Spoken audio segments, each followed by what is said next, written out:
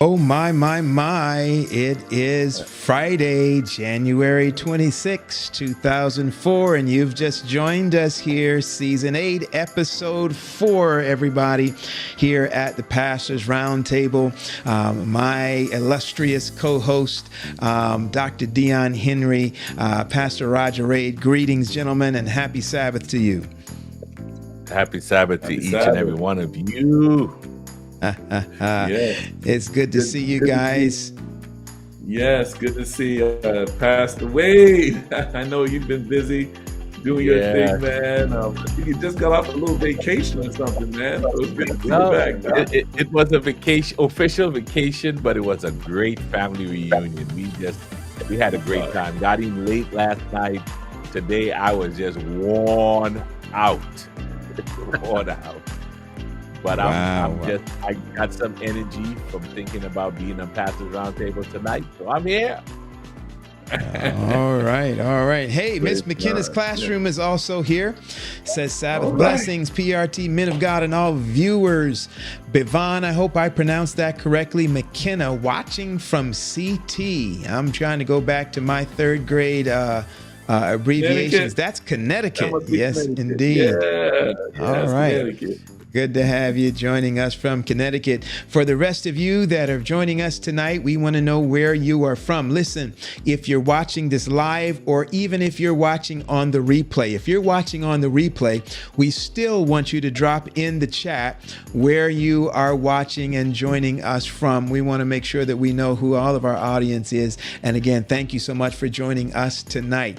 Listen, we've got a hot one tonight, ladies and gentlemen. Yes, and we don't have as much time as we normally do. We've only got about an hour this evening before our guests have to leave us. And so we want to kind of jump into it as soon as we can. But before we do, Dr. Henry, there's something wait. Well, we'll talk about February. We'll save that till the end. Maybe we'll do that on the end. Well, but that's right. Listen, we need to share this feed right now. Look, again, we have a short window tonight.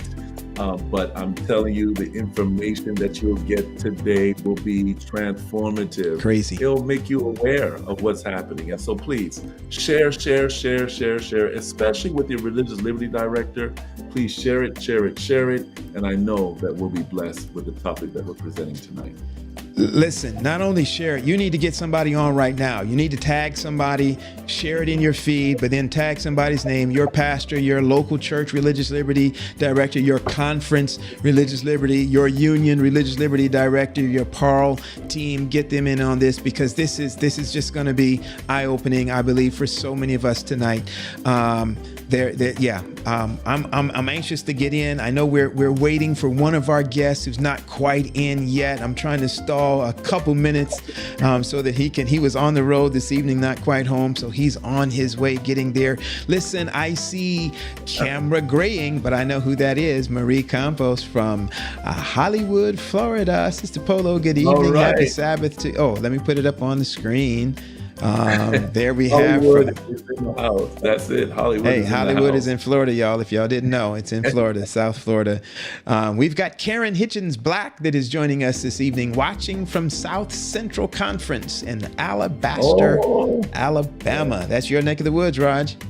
That's my part of the country. Yes, indeed.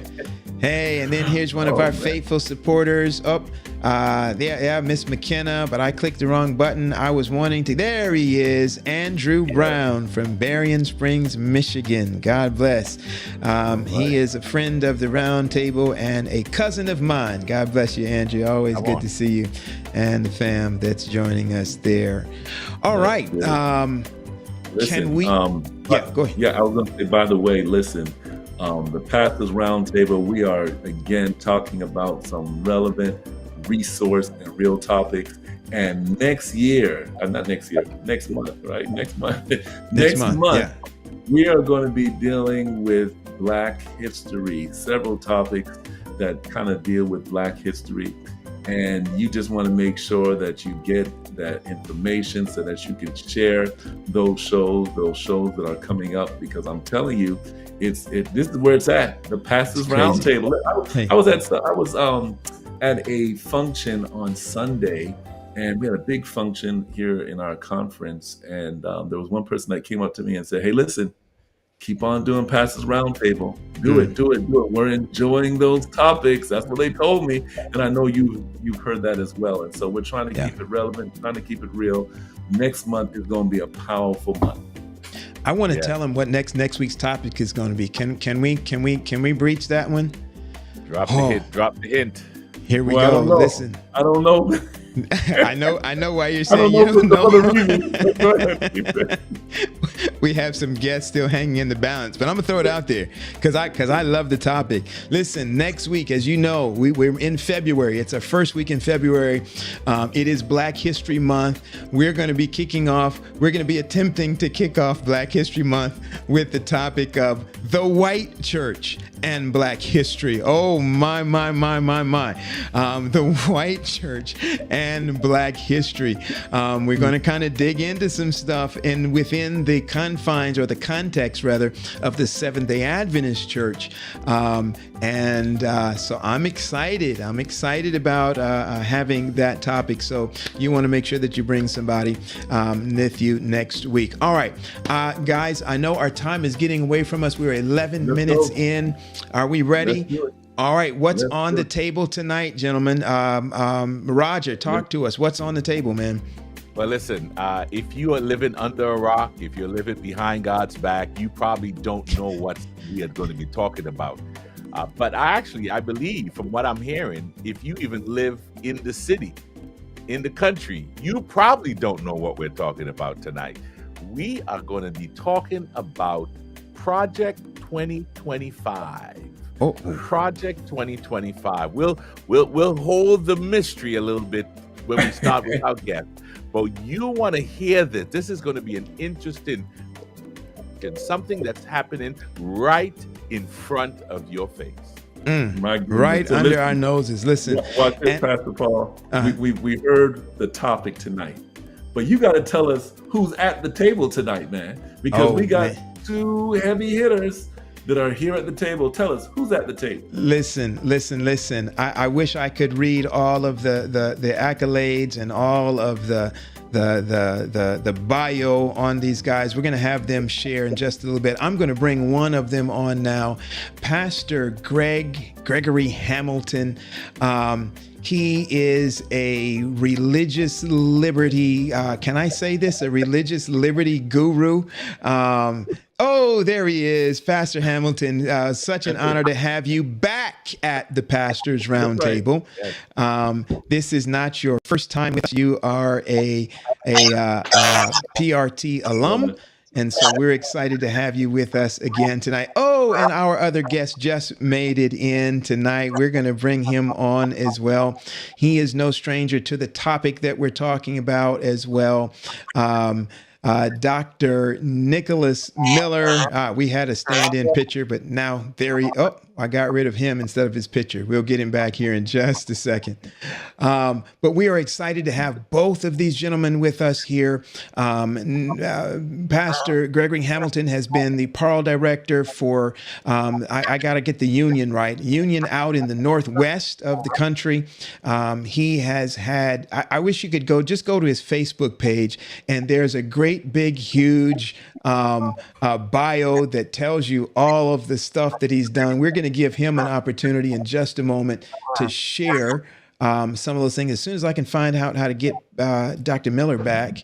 Right. Roger, you know these guys as well. Let me handle this tech right quick, and then you kind of give us a little bit more of this overview before we let our guest address our audience. All right. I have to say for Pastor Hamilton, we had a very good interaction. We met while I was pastoring at the Bethel Seventh-day Adventist Church in Brooklyn. He came all the way from the North Pacific Union, and man, did he throw down a word for us there in Brooklyn. Doc Hamilton, thank you for joining us. Now he's retired, and he'll tell you a little bit what he's doing there in Colorado. Dr. Hamilton, and then we also have Dr. Miller, who is here with us right now, who just joined us, a professor of history and but also a lawyer. that has embarked on a special project. You'll hear a little bit about that later on. But we're so glad these two gentlemen are here with us. We're going to give you, as our host, our one of our hosts always does, he'll give you a few moments to just share a little bit about what you would like the audience to know about you. We did not read your bio left and right, but we want you to share with us what you would like our audience to hear and know about you. And we'll start with Pastor Hamilton. Well, I pastored for nearly 10 years in the Nevada-Utah Conference out in the Wild Wild West, Elko, Winnemucca, right along Interstate 80, Reno, Truckee, Lake Tahoe area. So rootin' tootin', Wild Wild West out there, and enjoyed it very much. And then went to Baylor University and did my graduate work there and wrote 402-page thesis on Sandra Day O'Connor's Judicial Philosophy on the Role of Religion in Public Life, which is still an original work. And then I went to the North Pacific Union Conference where I got a call and worked there as the Public Affairs and Religious Liberty Director and President of the Northwest Religious Liberty Association, which we had a team of Capitol pastors or lobbyists and attorneys that worked with our office. And in those 23 years, I handled 4,103 cases of helping people with their Sabbaths in the workplace. So a lot of work, a lot of speaking around the country in the Northwest. And I did a lot of diplomatic shuttling back and forth between the Northwest and Romania in helping them to reform Article 19 of their Constitution and their anti-blasphemy laws. And in that Article 19, and also help them stop or prevent a 6-day work week law from going into effect at the Parliament, which would have been a Sunday law.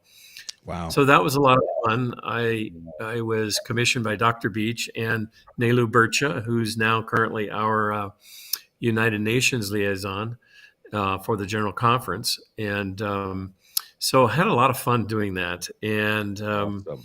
retired out here in Western Colorado, 25 miles from the Utah border. Nick came out to see us with his family. That was a lot of fun to have them out here. And we're out here in the Wild Wild West again, and we just love it. It's like everybody asks, well, why do you go out to the Wild Wild West where there's just a bunch of cowboys and dudes and that don't agree with you? And I said, well, then I wouldn't have a mission. Why do I want to go where everybody agrees with me? Right? So I got my work cut out for me here at the Hamilton Library and Constitution Center, which we built on our property here.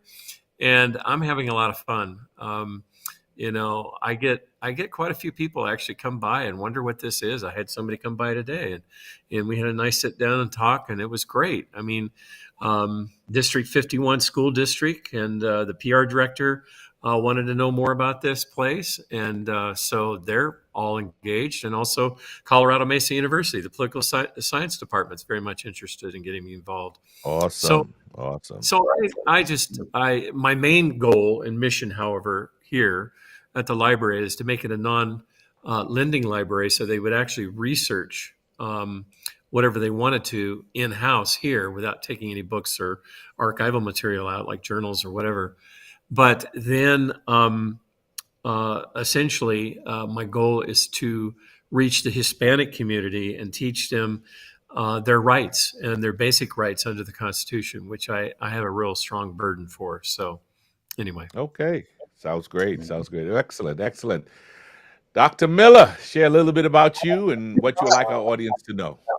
Yes. Well, it sounds like you have a couple of Westerners on your hands, because I was born in England, but I grew up in Southern California, studied theology at Pacific Union College, felt a calling from the Lord to get involved in the religious liberty work. And so I went to Columbia Law School, and I practiced law for 10 or 12 years, emphasizing constitutional law and church-state issues, and felt a further calling from the Lord to do more advanced study in church and state and the influence of Protestant theology on the formation of the American Constitution Wow. and the First Amendment, and I wrote a dissertation and then a book by Oxford University Press, The Religious Roots of the First Amendment.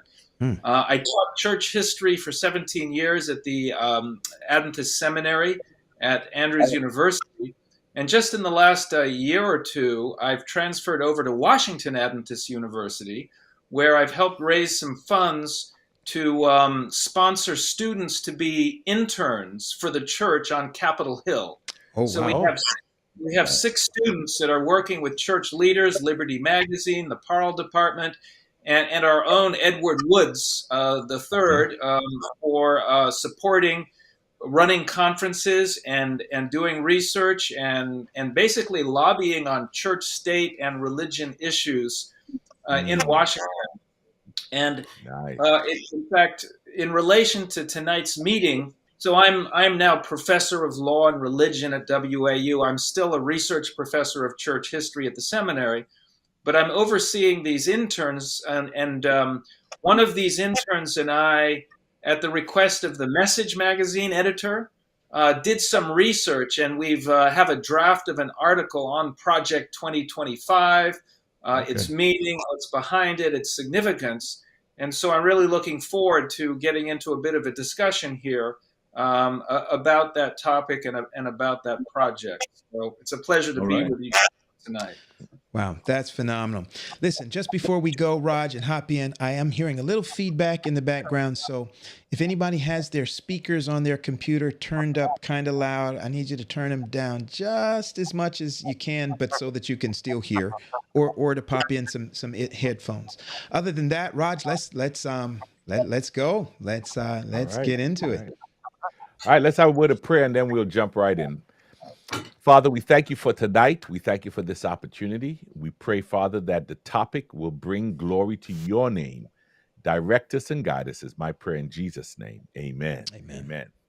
All right, let's jump right in. First and foremost, we are dealing with what is the Project 2025.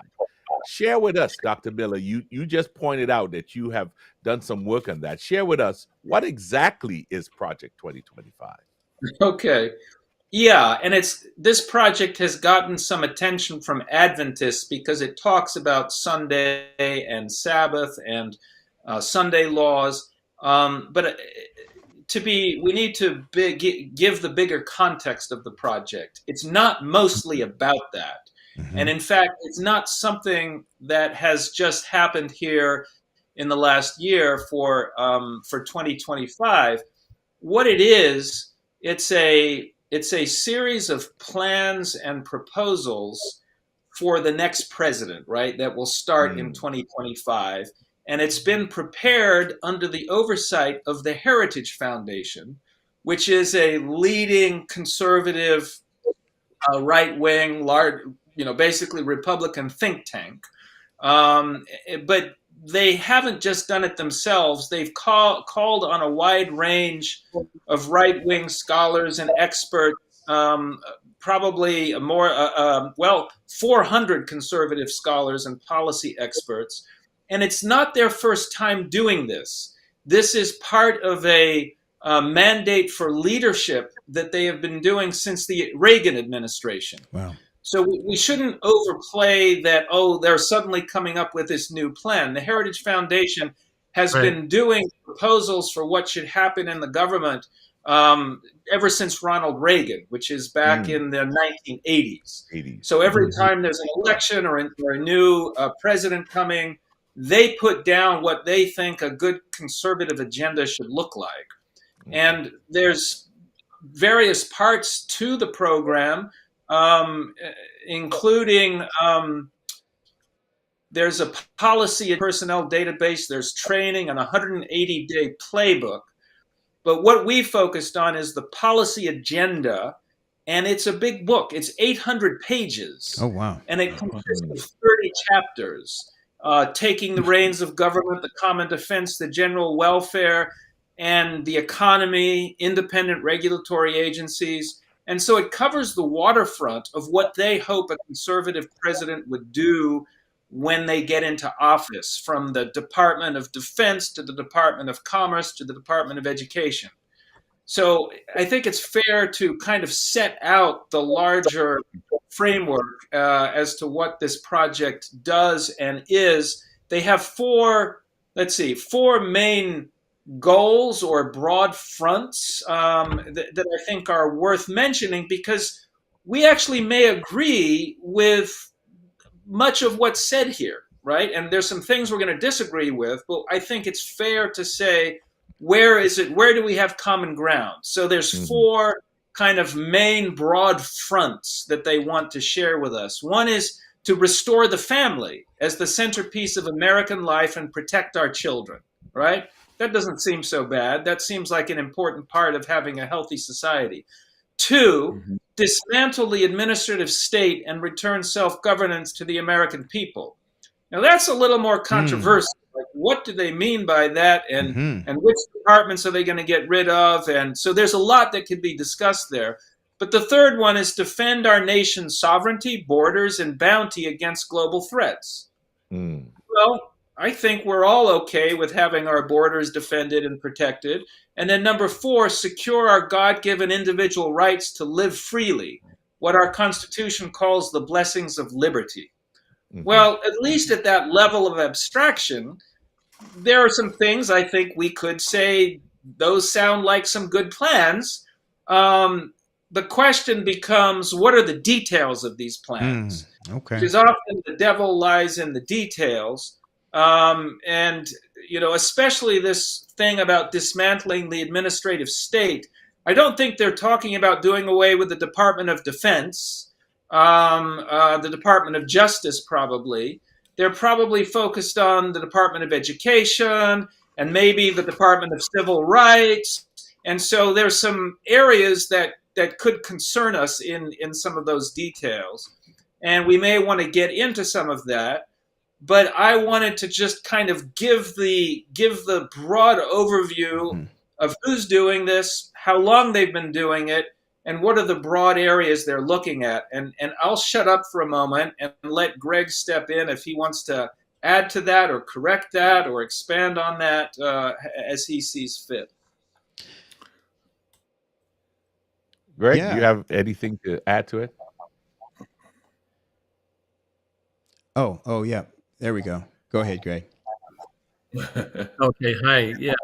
Well, I was reading a New York Times Magazine interview by Lulu Garcia Navarro with the president of the Heritage Foundation, Kevin Roberts.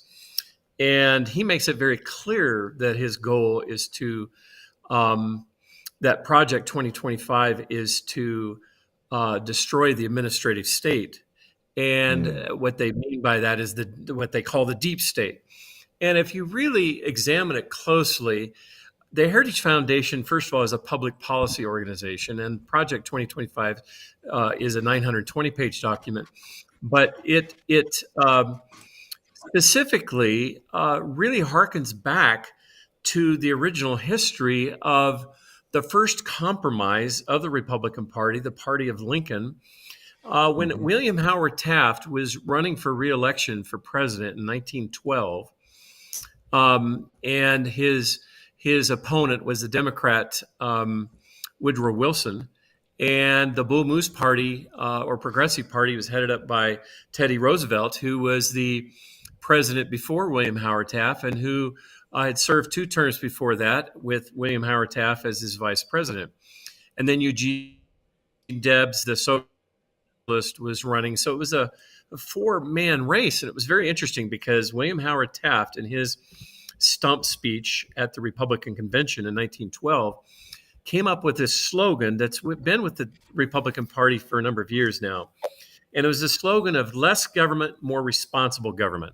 And that line has gotten more and more radical over the years. And the reason why William Howard Taft said that statement was to basically try to win over Southern white former slave owners and those who didn't like the Reconstruction in the past, and basically say, hey, we're for states' rights and we want to reduce the federal government. It was a massive turn, a massive pivot for the Republican Party away from Lincoln's ideal of a strong central government, which Lincoln really loved Alexander Hamilton's ideas on that point, and believed that states, if left to themselves, would basically be the worst entity to uphold basic civil rights, human rights, women's rights, religious freedom, separation of church and state, you name it. And so he was right in that configuration and said that we needed a strong central government. That's why he called for a constitutional convention, along with James Madison. But Jefferson and Madison, they came up with what's called the Virginia-Kentucky resolutions, which became the actual wording of the Confederacy during the time of the Civil War. And basically, they put forward the doctrine of nullification. The Kentucky resolutions was a little bit more watered down, not as strong as Jefferson's, saying that states ought to be ultimately sovereign over the federal government. And so what you have here is you have this Heritage Foundation. Their whole basis, their whole foundation is the foundation of the lost cause. The lost cause being this idea, well, okay, so the South lost the Civil War, but it was all over states' rights, not slavery.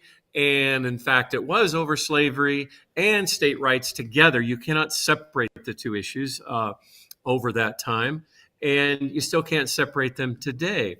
You see, the more you allow states to be ultimately sovereign over the federal government, okay, instead of semi-autonomous, they're semi-autonomous right now under the concept of federalism, okay, their goal, the Heritage Foundation's real goal, ultimate goal, is to do away with the Civil War amendments, the 13th Amendment, which is the Emancipation Proclamation Act, the 14th Amendment, which gives us our basic rights, okay, due process, et cetera, privileges and immunities, equal protection, et cetera. And then the Voting Rights Act, which is essentially giving blacks the right of citizenship and the right to vote. And so that was key. But you see, they don't like, and what that did during that time is it gave the federal government what's known as the Incorporation Clause, the right to regulate the states, which they hadn't had before, especially when it came to the first 8 Bill of Rights, which included our basic rights, religious freedom, freedom of the press, freedom of assembly, et cetera. And so all of those things now became a regulatory force, which then grew the federal government and its agencies to basically regulate the states. And so the Heritage Foundation, their whole plan is basically to do away with the federal administrative state, not completely, like Dr. Miller said, but it also includes, it basically is a plan to allow the president, whoever they hope it's Donald Trump, to become an authoritarian dictator, basically to go after his enemies, use the Justice Department, not allowing the Justice Department to be independent, but turning it to be political, and then doing away, basically firing like something like, 100,000, 200,000 federal workers. There's like I think there's like 2,200,000 federal workers in these agencies, and the Heritage Foundation calls them unelected officials. And so therefore, they have no right, to tell us what to do and hinder a Republican presidency that wants to go rogue and, and allow the states to do whatever they want. One final thing. What Hamilton proved back in 1787 at the Constitutional Convention is if you allow states to go on their own and be autonomous, like it was during the Confederate period, and I don't mean the Civil War, but prior to the Constitutional Convention of 1787, you had trade wars, you had fisticuffs, even militias fighting each other from state to state, states fighting each other. It was state warfare and not the same currency, and so they needed a strong central government to regulate all that. Well, the southern states didn't like that because they knew they had strong plantations and slaves and so on. And so what's been proven is if you allow states to basically go on their own, they will not uphold rights like the federal government. So that was proven um, prior to the Civil War. Is there was no rights for slaves, there was no citizenship, there was no rights for women, essentially, and those were big things that needed to be corrected. And so we had what's called a second founding. There's a book here I have by Eric Foner, winner of a Pulitzer Prize for his book, The Second Founding, How the Civil War and Reconstruction Remade the Constitution. And it's fascinating because that's what they want to deny. They want to basically strip these rights, and they don't like same-sex marriage, which, hey, listen, that's a problem for us morally, obviously. But constitutionally, under the Equal Protection Clause, as Dwight Nelson has preached at Andrews University, at the Pioneer Memorial Church, we need to uphold our own standards as a church in terms of hiring practices in our institutions and hold to our moral standard. But when it comes to the state, you've got the 14th Amendment, you've got the Equal Protection Clause. So you've got same-sex marriage, you've got abortion rights, which has now been done away with. And what did the Supreme Court do in the Dobbs decision that outlawed abortion? They basically threw it to the states. You states, you duke it out.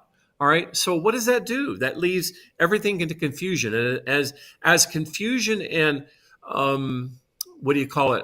chaos reigns and gets more and more out of hand in this country by such thinking, what it does is it allows the states to kind of look up to, we need a savior. We need a president, with a unitary executive theory to basically do whatever he wants to get everybody under control. So they start to look for a savior. It's kind of like Satan, who gives people diseases and then pretends to be the healer.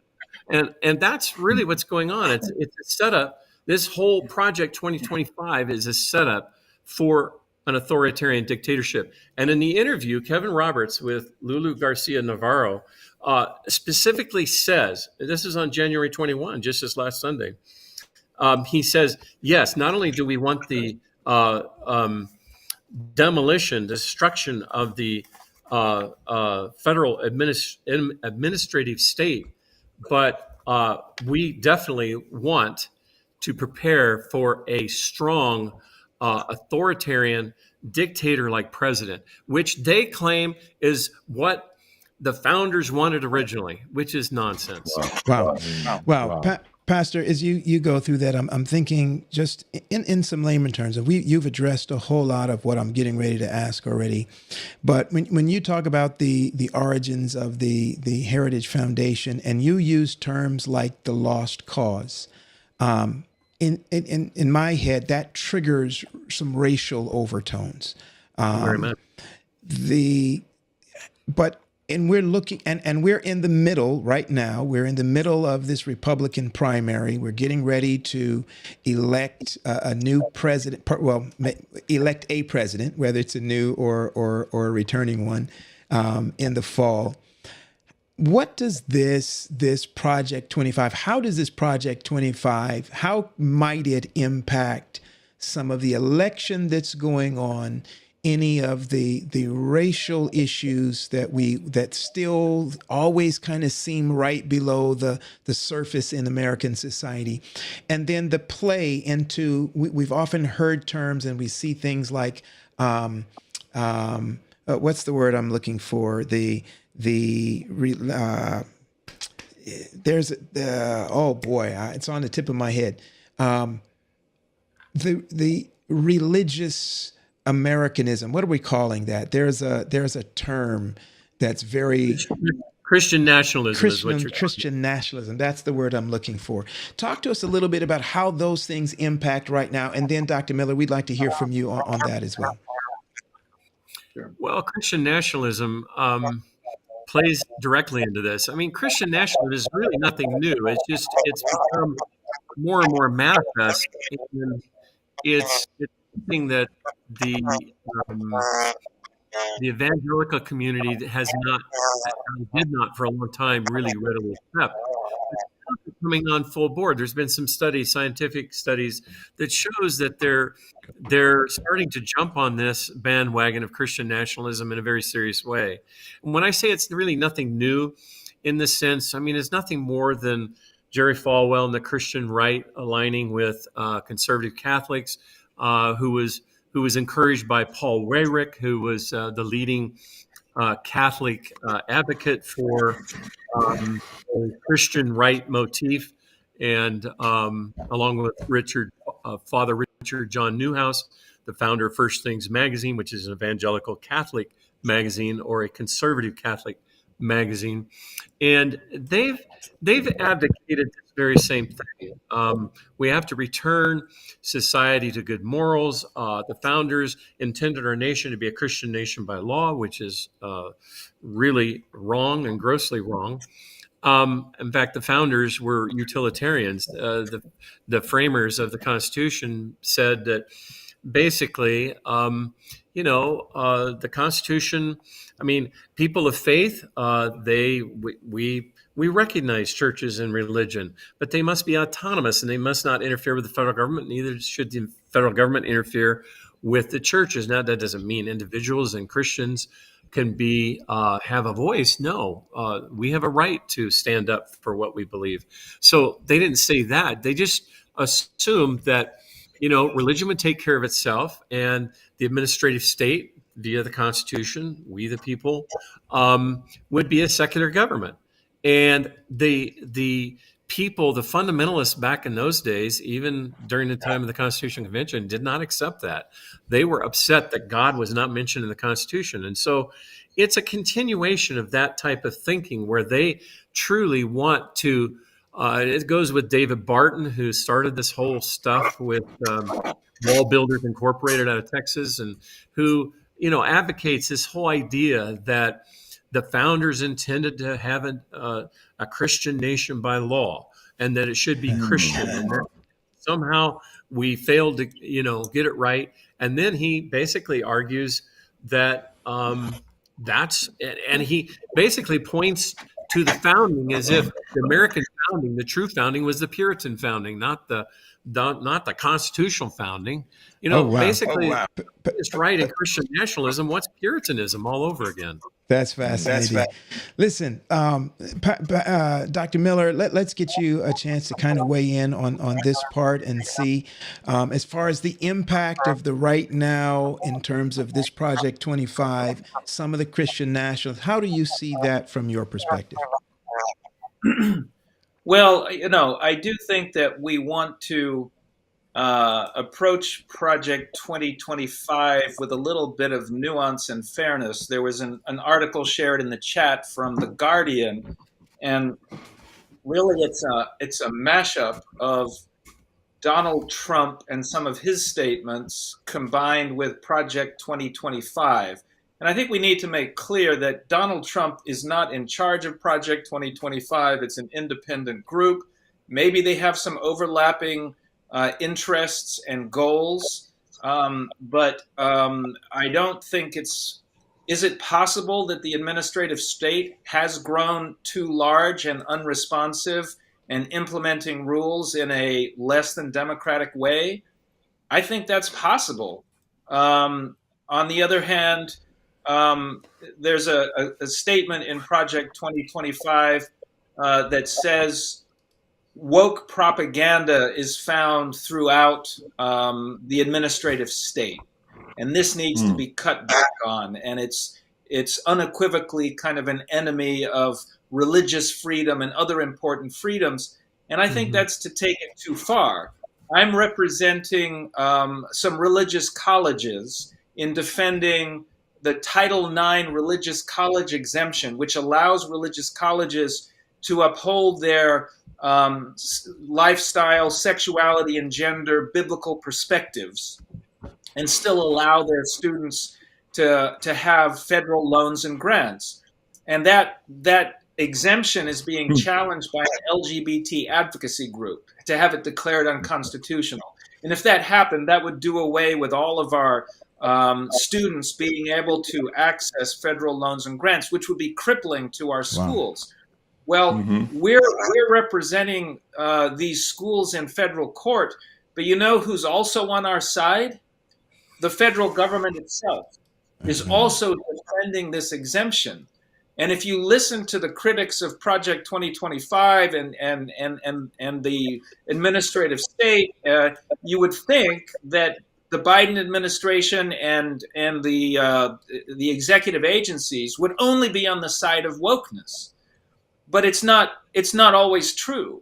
And this case that I'm in demonstrates that. So I think we need to be careful about lumping everything Donald Trump says and represents with Project 2025. However, having said that, I do agree there is a concern on this Christian nationalism front. And maybe now I can move to this particular question regarding Sabbath and Sunday. There is a page or two, it's not a lengthy section, where the Project 2025 document talks about, and I should give you a page number here in case people want to look it up, where it talks about the fact, it almost talks fondly of the fact that that there used to be Sunday closing laws, and Right. that and it protected people's religious freedom in America. And they say that what should happen is that employers should be penalized for asking for employees that work on their Sabbath. And Sabbath is going to assume to be Sunday. But, and I think it's only fair to point this out, they say if the holy day of an employee is another day, like for Jews and Baptist, Seventh-day Baptists and Adventists on Saturday, then they should be given time and a half to work on Saturday. Now, so it's, there's an attempt to be a little bit even-handed here. But on the other hand, it also suggests that these holy days shouldn't so much be protected as the businesses can buy out people's religious convictions by just paying them more to work on their holy days, wow, which isn't exactly the way we would like to think about it, right? That it's not about earning more money, it's about having our consciences protected. So it's not an advocacy for Sunday laws. It is an advocacy for allowing employees to have either a Sabbath or a Sunday off, or for employers to be penalized by higher rates of employment. But it may have the perverse effect. If people are going to be paid more on Saturday or Sunday, maybe more people will want to work on Saturday or Sunday. I think for me, I'm less worried about money. There's going to be more tithe money. If I work more, get paid more, I can return more tithe.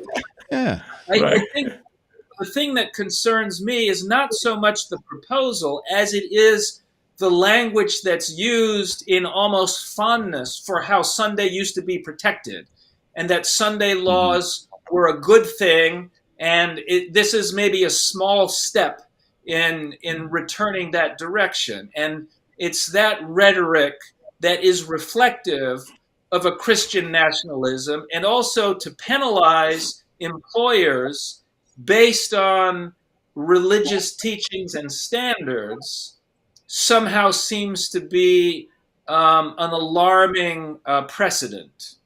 And so this is something that's obviously of interest to Adventists. A friend of mine who works in the Parle department in church leadership, we're trying to have conversations. We have some conversations with the Project 2025 people and those who wrote this section. Oh, wow. To share some of our concerns.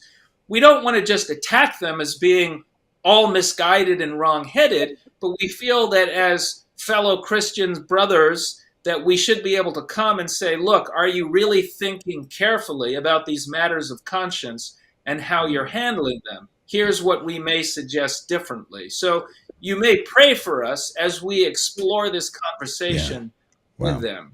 Fascinating. Yeah, Yeah, Greg I was have a quick, chomping at the bits I have a there. quick question here. Hold, Yeah, I hold have a on, quick hold on, Doc question. Henry. Pastor Oh, Hamilton was. Hamilton. I Oh, only yeah, sorry. got, Go, yes. I He's only been. got a few minutes left here because I got to leave. But I want to ask Nick a question. It's on page 589 of the Project 2025 document.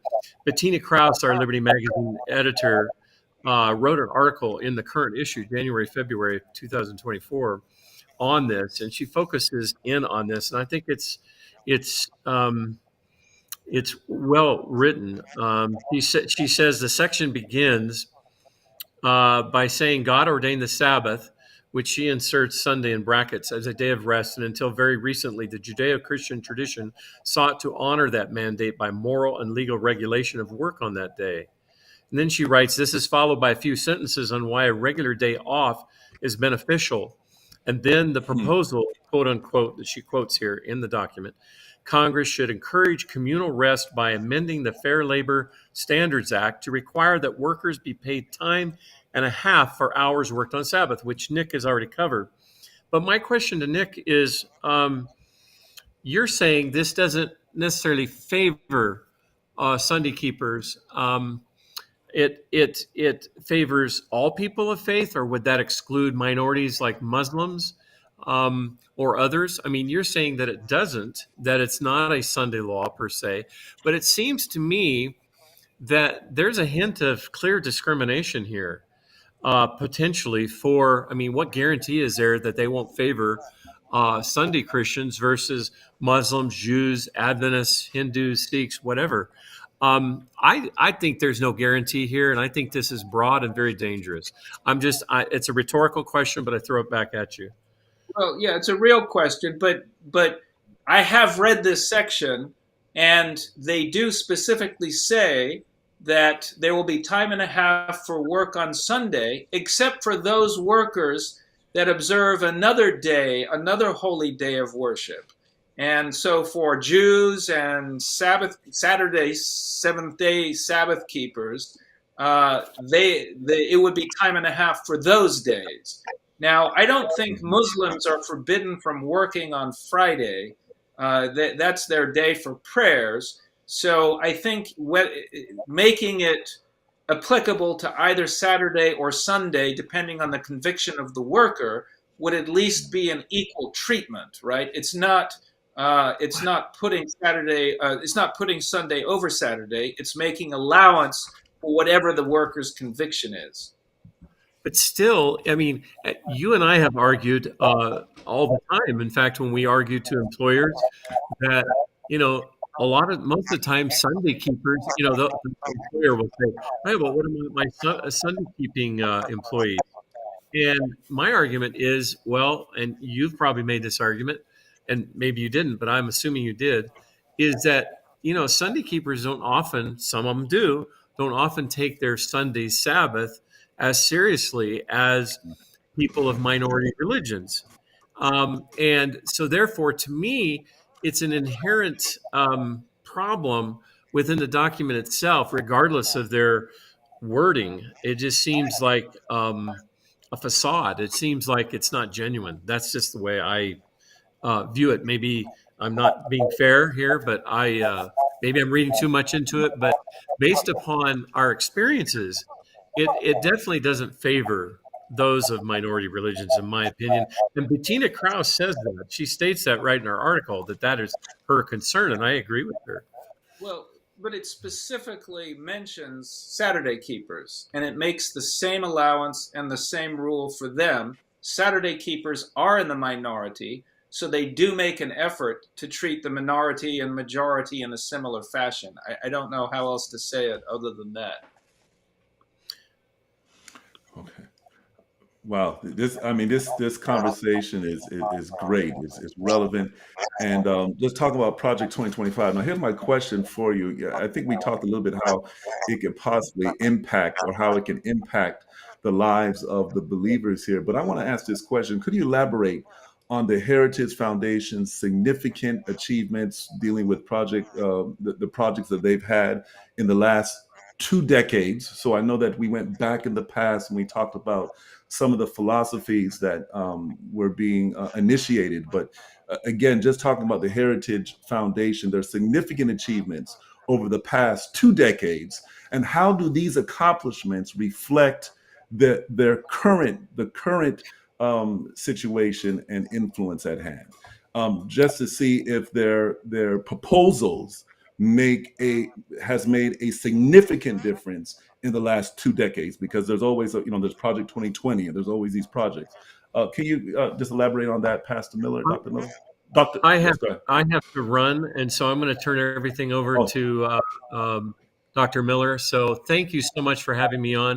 But I've got a praise team practice that I'm already half an hour late for. So at our church. You don't want to comment on this question, Greg, before you go? Just have a Yeah. stab at this question. yeah. I don't know how to answer that question, to be honest with you. Okay. Well, yeah, okay. It's good to see you, Greg. If you have to Yeah. run off, give our regards to Laura and have a wonderful Sabbath. Thank Yeah, you so same much, here. Pastor Hamilton. All right. All right. Blessings to you. Yeah. Take care, Dr. Pastor. All Miller? right. And Dr. Yeah, Miller, I'm Dr. just Miller. going to reset Oh, this no. scene for a quick Oh, second but- here. Give me just a second, and I'm Okay. going to swap Okay. this out so that we have you right here. There we go. And then I'm going to change your name underneath. But go ahead. Go ahead. Yeah, sure. So the question was about the Heritage Foundation and its influence. And Right. In the last two, so the influence of the Heritage Foundation, the different projects that they've had over the last 2 decades, what significant influence did they have, and how do those that kind of govern the potential impact of 2025, their Project 2025? so, the Heritage Foundation has had significant influence in conservative politics over the last 2 to 3 decades. There's no question about it. And I think that a lot of the criticism in the mainstream media and the press is, in fact, due to a certain amount of unhappiness and almost jealousy in the influence and impact that the Heritage Foundation has had. Now, I don't agree with the Heritage Foundation on everything, but neither do I disagree with them on everything. A lot of what they say about religious freedom in their documents, I agree with. I think there is a contest in our country. It talks about in our chat, has been suggested that there is a wokeness extreme in our country that has pressed for agendas regarding sexuality and gender and LGBT issues that is concerning and is a threat to our institutions. And the Heritage Foundation proposes that these things be, that religious freedom be protected in this context. And I'm in favor of that. And I'm in federal court to see that that happens. And a lot of the mainstream media criticizes the Heritage Foundation because they want to see LGBT and left-wing values overcome religious freedom and the freedom of religious institutions. I do think that the Heritage Foundation is probably not as influential as it sometimes claims to be or wants to be seen to be. It did have an outline and a course of events the first time around, and it claims that something like I think I had that in my article. I can't remember, but that something like 60% of its agenda proposals Was were done carried out by the in Trump the last administration. Yeah. Trump administration. And I haven't read through the details of that first proposal, but a lot of think tanks want to claim that its proposals are being put into policy, and there's often a certain amount of exaggeration that takes place. But there are think tanks on the left-wing side of things that put out proposals every year as to how a left-wing Democratic government should run things, right? So we can't say the Heritage Foundation is being inappropriate because it's wanting to set out a conservative policy and political agenda. A lot of the criticism is because it is influential, and frankly, the left-wing think tanks have not been as influential as some of these right-wing think tanks. But I think that another organization that probably has been even more influential, at least in the legal world, have you heard of the Federalist Society? The Federalist Society is a right-wing legal organization and think tank. And it has probably, when Donald Trump was president, he chose judges that were identified by the Federalist Society.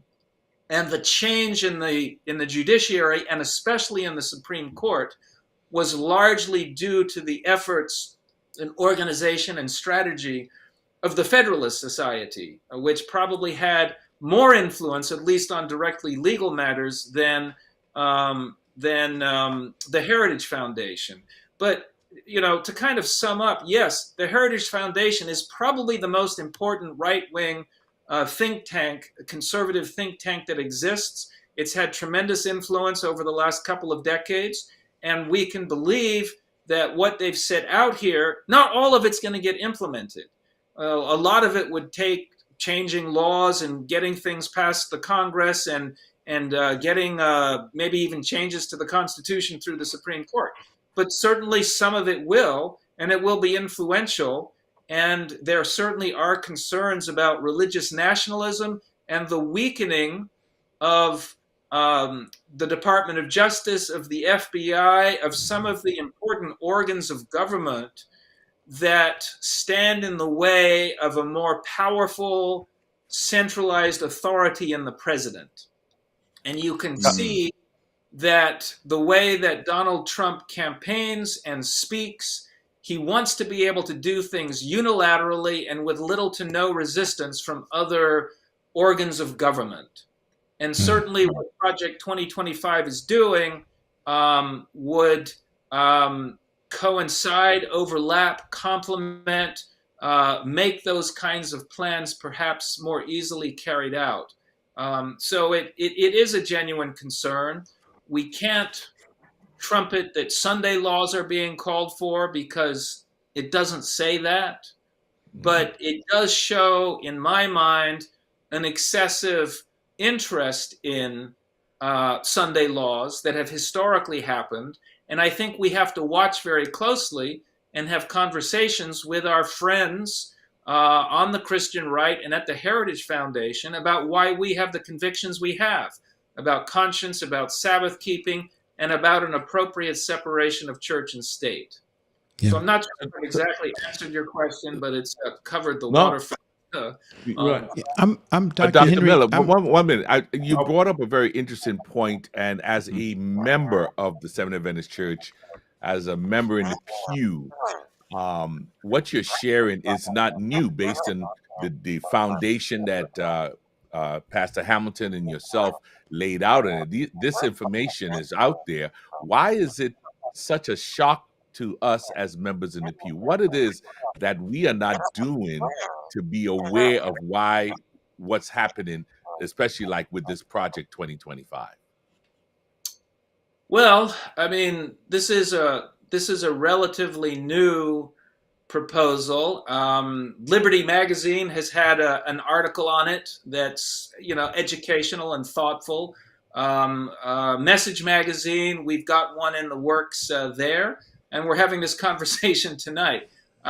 So some things are happening, but I do think that we live in such a time of such polarization that we're in our little silos. So tonight, this group we're largely criticizing Project 2025 and Christian nationalism, but I can tell you that a couple of weeks ago, there was another Adventist religious liberty group, and they were having a conversation like this, but they were talking about the dangers of wokeness and the left wing and LGBT and how Christian, that we needed to return to Christian values. And so, and in some ways, I think maybe you can pick up that I'm trying to be a little bit more nuanced here. Sure. That in some ways, the extreme characterizations of both sides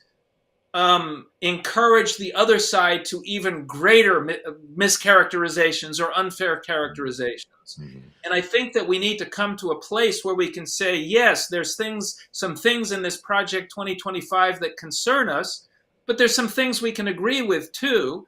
Is it possible for us as Christians to see the fair concerns that they raise about an overreach of the administrative state, about left-wing LGBT issues threatening our institutions, but then can we have conversations where we think maybe you're going too far in this area and you're not being sufficiently sensitive to the dangers of Christian nationalism? Can we have a dialogue and discussion with them?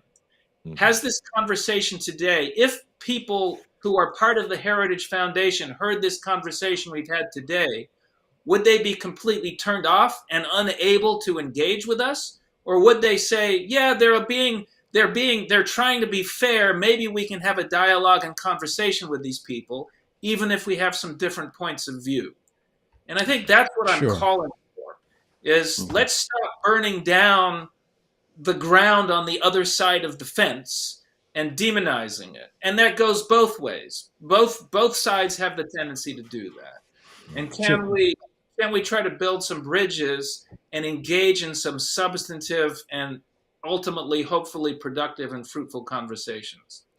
Well, it's fascinating, Dr. Henry. I wanted to just read directly from their page, the Project 2025's website, on their front page, on their first page.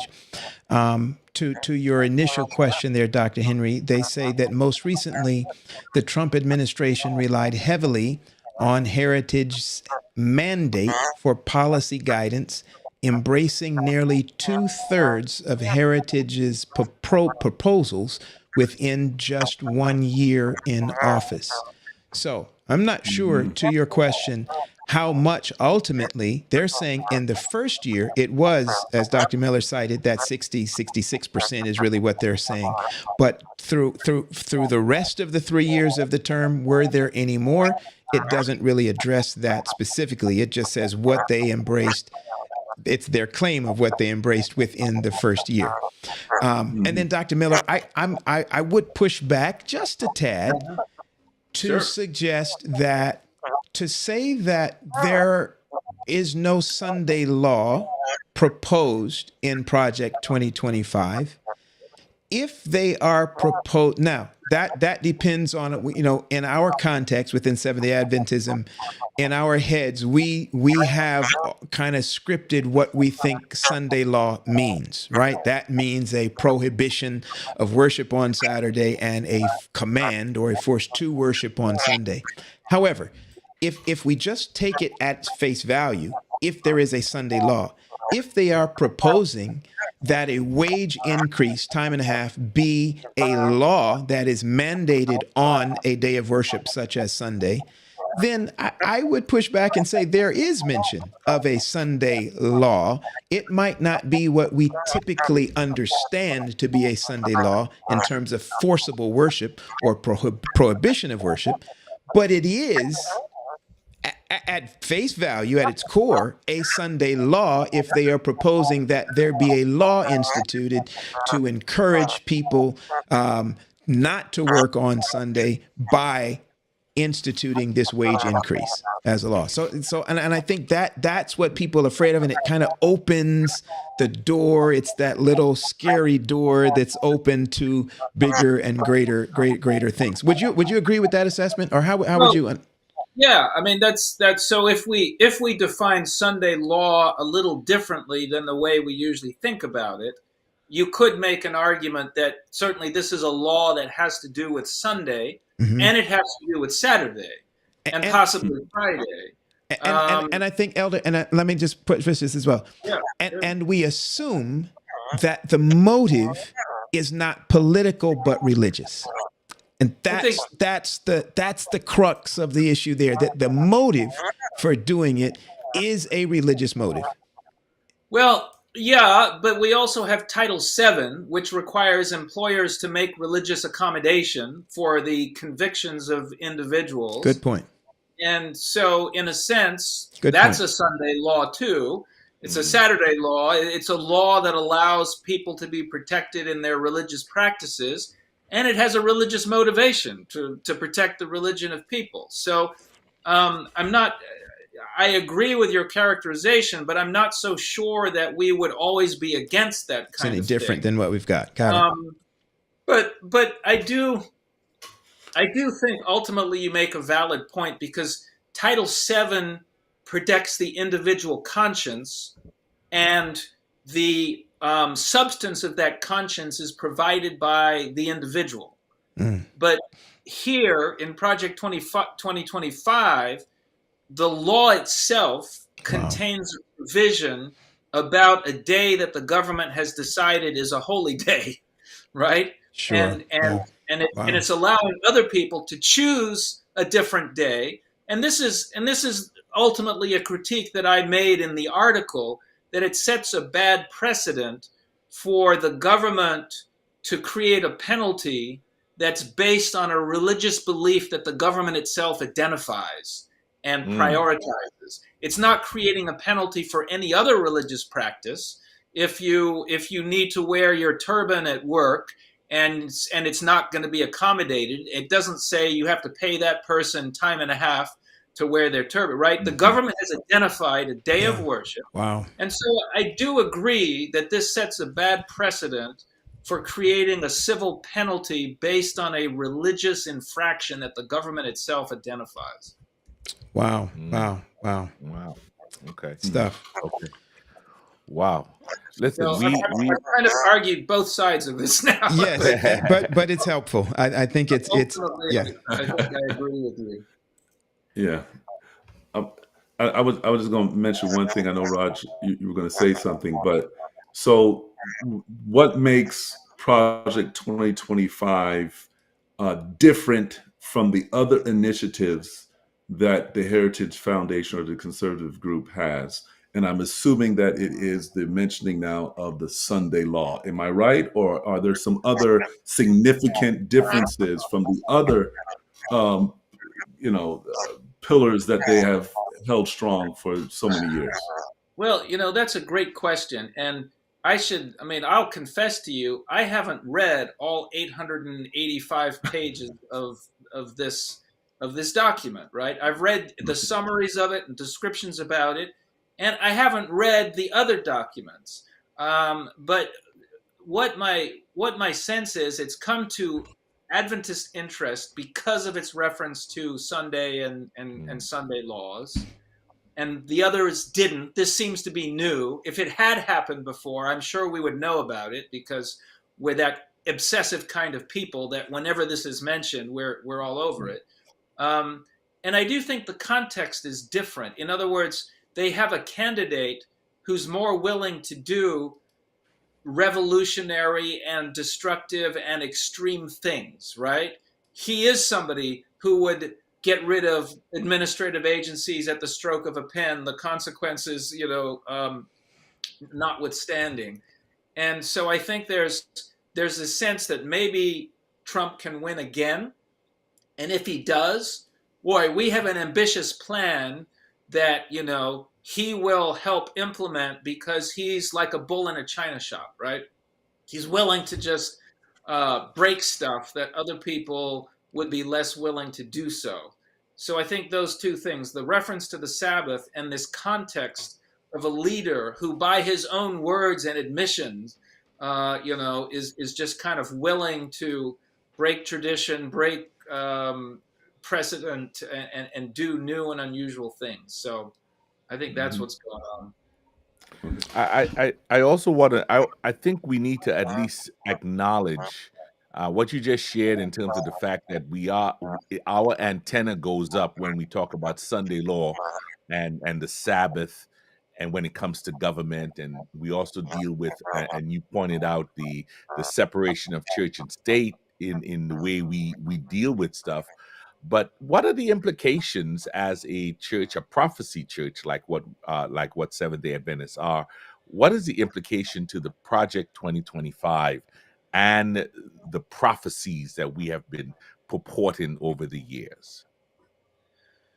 Well, I think that's a great question. And, as Adventists, being a public affairs and religious liberty leader in the church, especially on the non-regional, the majority side of the church that aren't so concerned about social justice issues, right? I'm in this group. I like this group especially because we see the Sabbath as being part of a tapestry of civil rights and social justice, and we speak about other things as well. But for the mainstream part of the church, not saying we're not mainstream here in a variety of ways, but they've tended to focus almost exclusively. The only public moral issue that many Adventists seem to care about is Sunday and Sunday laws.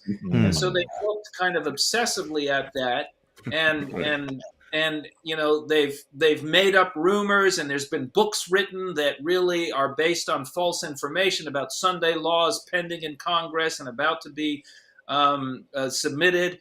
And really, it's been very quiet for the most part on the Sunday law front. There really hasn't been much talk in the religious right about this. And this is significant, I think, because you have the leading right-wing conservative think tank that is very influential, and suddenly we find this being discussed. Not in a overt, we have to pass Sunday sacredness laws and everyone must worship on Sunday, but we can't overlook the fact that there is a positive reference to Sunday laws, and it's almost like the worst things that exist on this topic are in the preamble, not actually in the policy that's proposed. But Greg did quote, and it's worth saying again, that God ordained the Sabbath as a day of rest. And until very recently, the Judeo-Christian tradition sought to honor that mandate by moral and legal regulation of work on that day.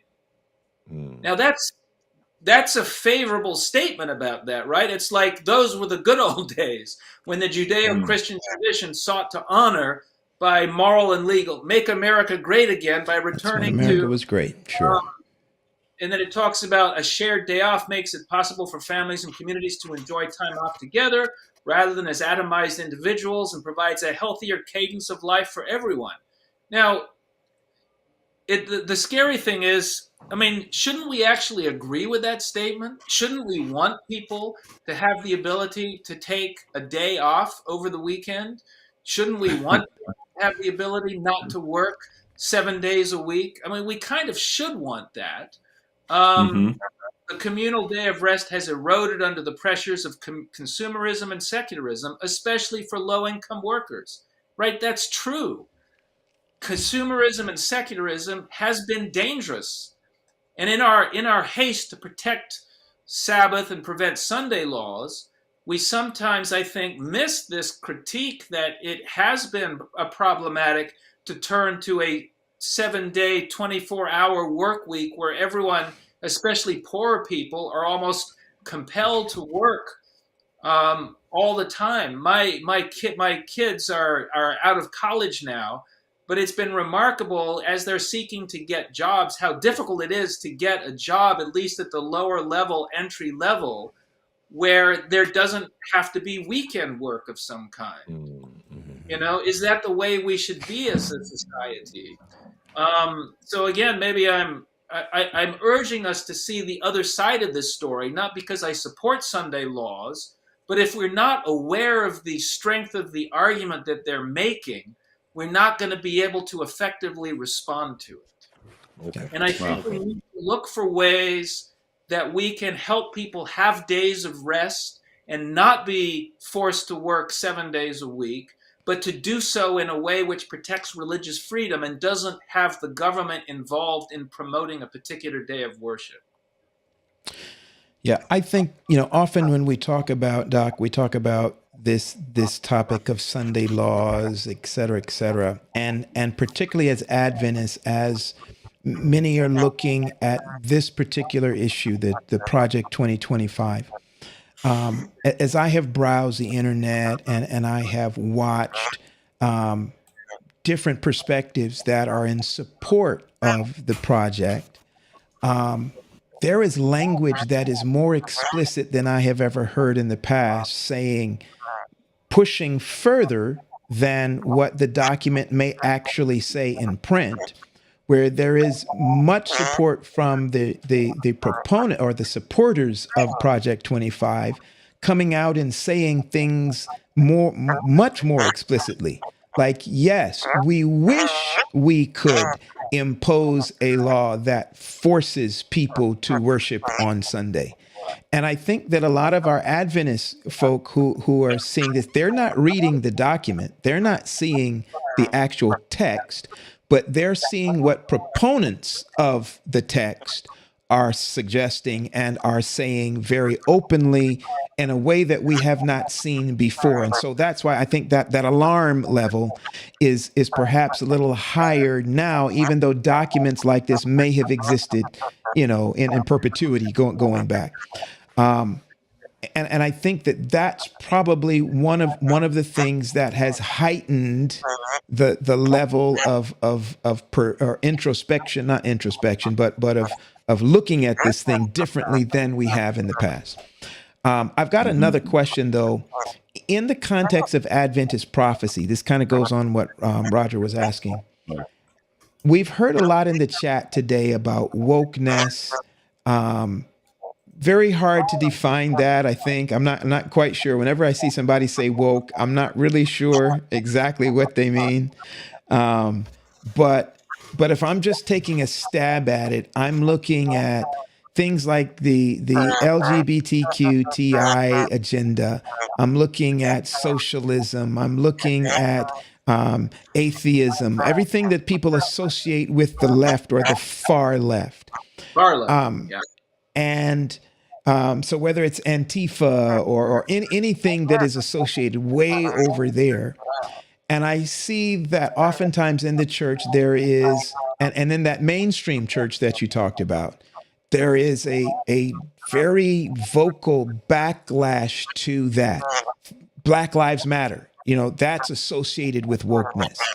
And so when we look at Adventist eschatology, should the church where does the church find more concern? Is it on the ultra left, or is there more concern in our perspective of prophecy to the ultra right? Where does the level of our concern based on prophecy, where does that land as we look at both of those sides?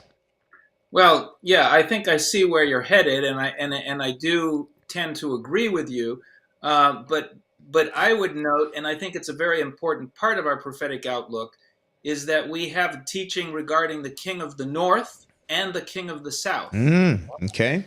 And the King of the North represents a kind of Christian absolutism that we saw in the medieval church, and will rear its head again in the time of the end.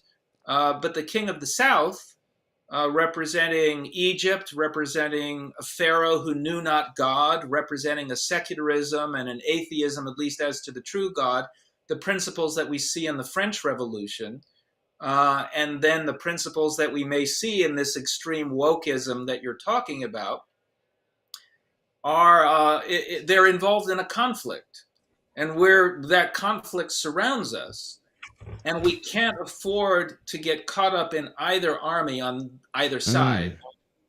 Now, where I think you may be headed is, in the end, and this involves a study of Daniel 11 and 12, it's the King of the North whose principles of absolutism and religious fundamentalism overcome and take over the King of the South. And in some ways, I saw in the chat, there's a suggestion that both work together, but certainly the King of the North is the party that is indicated as in control. So it is a religious extremism that is the ultimate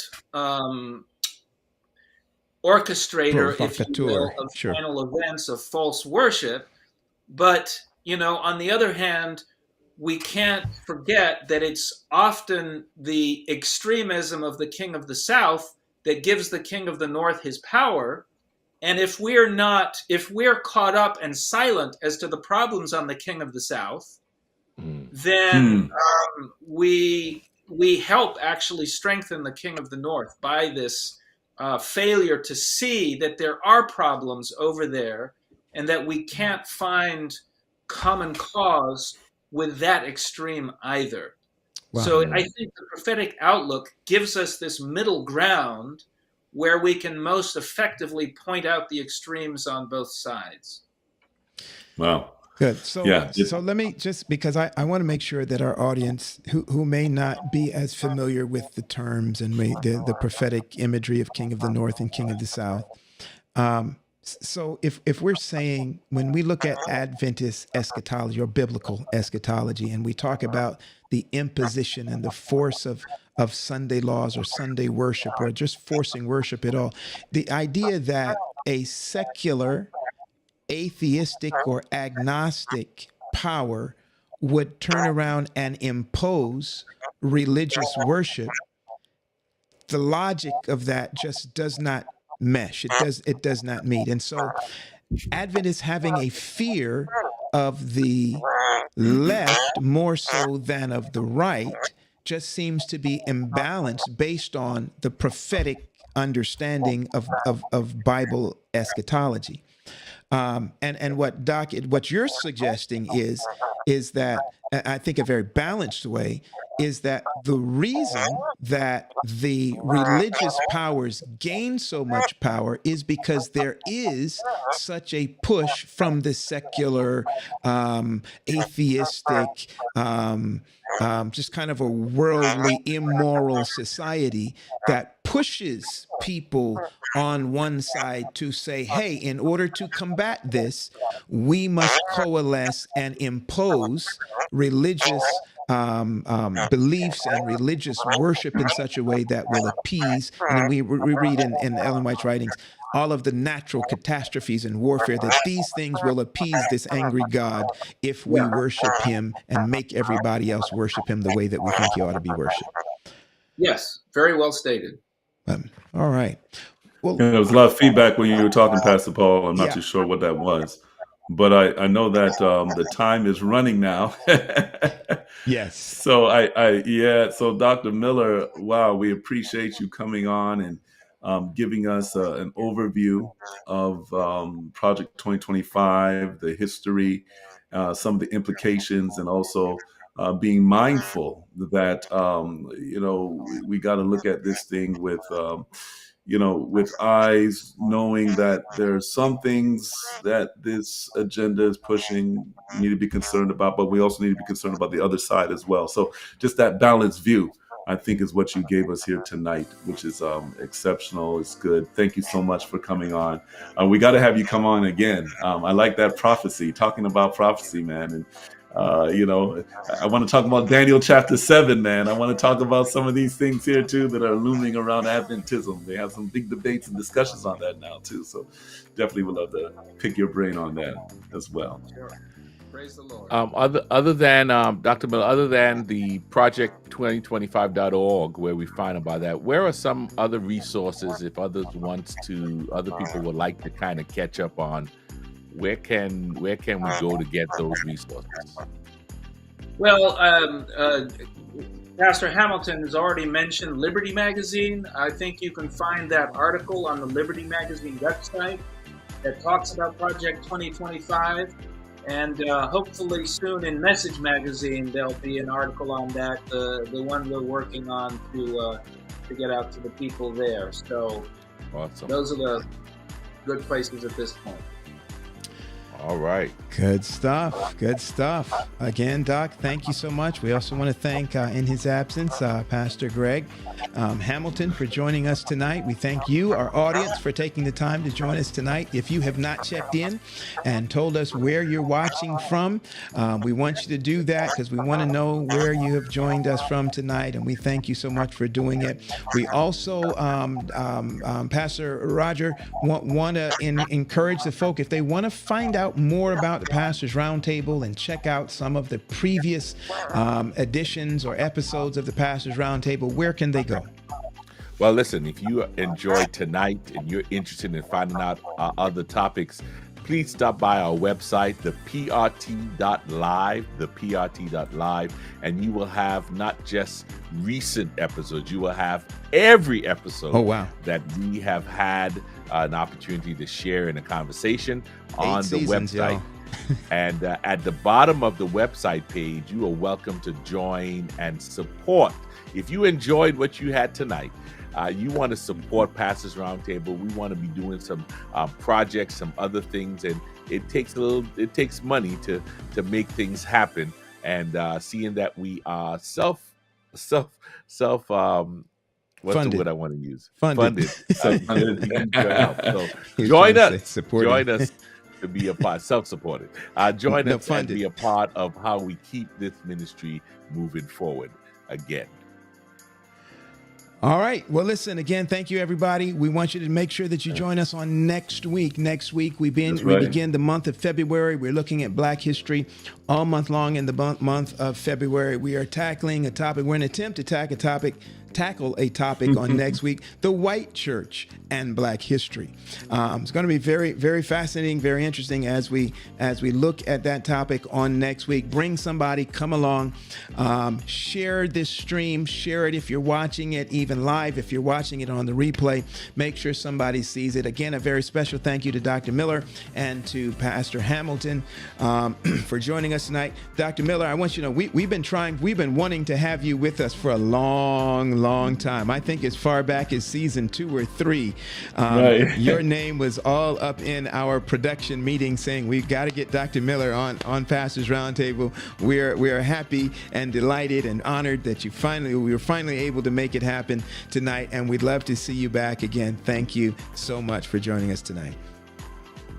All right, Raj. Awesome. Take Well, us out. listen, Yes, to our viewers who have joined us tonight and those in the replay, our regular viewers, our new viewers, thank you for joining us where we strive to make ministry relevant, Resourced, And real. God bless.